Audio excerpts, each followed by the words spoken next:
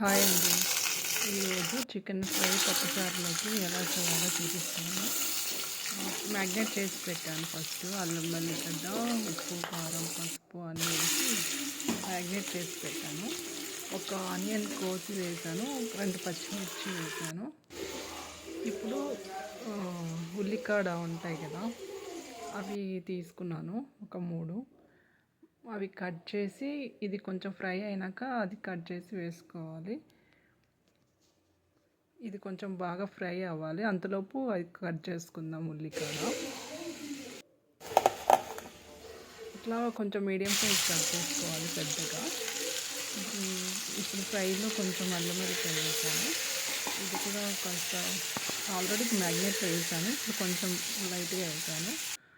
ఇప్పుడు ఉల్లికాడ కట్ చేశాను కదా, అది ఇందులో వేస్తున్నాను. చాలా బాగుంటుంది ఫ్రై పప్పుచారులో. పప్పుచారులో బాగుంటుంది. మీరు కూడా ఒకసారి ట్రై చేయండి. మళ్ళీ ఇందులో ఇప్పుడు ఫ్రై అయినాక ఒక చిన్న స్మాల్ ఆలుగడ్డ తీసుకుంటాను.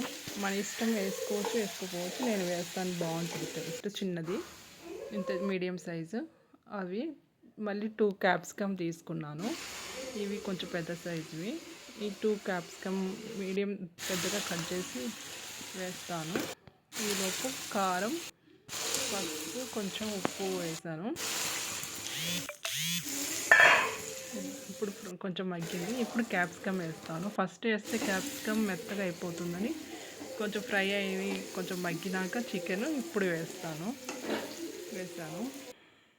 కొంచెం వాటర్ ఎక్కువ వద్దు, లైట్గా వేసాను.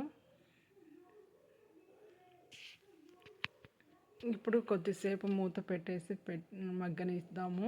తర్వాత కొంచెం గరం మసాలా అది వేసి దింపితే బాగుంటుంది. అయింది కదా, ఇప్పుడు కొంచెం కలిపేసి కొంచెం గరం మసాలా వేస్తాను. చూసారుగా ఉడికింది. పప్పుచారు లెగ్ ఫ్రై బాగుంటుంది. ఇప్పుడు గరం మసాలా, ధనియాల పొడి అన్నీ ఇప్పుడు ప్రిపేర్ చేసి పెట్టిన ఫస్ట్ అది వేస్తున్నాం. ఫ్రై అయింది. ఇప్పుడు దింపేస్తాను. చికెన్ ఫ్రై, పప్పుచారు, అన్నం. మీరు కూడా ఒకసారి ట్రై చేయండి. ఎలా ఉందో నాకు కామెంట్ చేయండి మీకు నచ్చితే. నా ఛానల్ లైక్ చేయండి, షేర్ చేయండి, సబ్స్క్రైబ్ చేయండి please. Thank you watching my subscribers all.